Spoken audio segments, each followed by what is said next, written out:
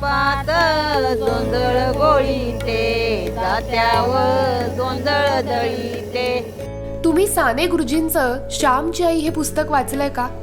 त्यात ते असं म्हणतात की माझ्या आईने पाण्याला जरी फोडणी दिली तरीही ते चविष्टच लागतं. आपुलकीनं एखादा पदार्थ केला की त्याची चव उतरतेच की, आणि आपल्या सगळ्या जुन्या परंपरांमध्ये तो आनंद दिसतोच.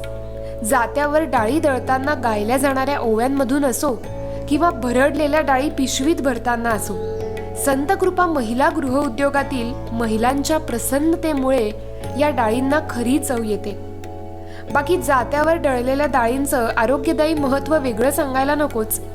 लोप पावत चाललेल्या महाराष्ट्राच्या खाद्य परंपरेला आधुनिक बाजारात स्थान मिळवून देण्याचं काम या महिला एकत्रितपणे करतायत. आपली छोटीशी खरेदी मनापासून काम करणाऱ्या एखाद्या महिलेचं घर चालवू शकते, कारण मनापासून केलेल्या मायेनं दळलेल्या या डाळींची चव अन्य कशातही नाही. मशीनवर पॉलिश केलेल्या डाळी सगळीकडेच मिळतात, पण ही जात्यावर भरडलेली अनपॉलिश्ड डाळ एकदा खाऊन बघा, त्या वरणाची किंवा आमटीची चव भन्नाटच लागते.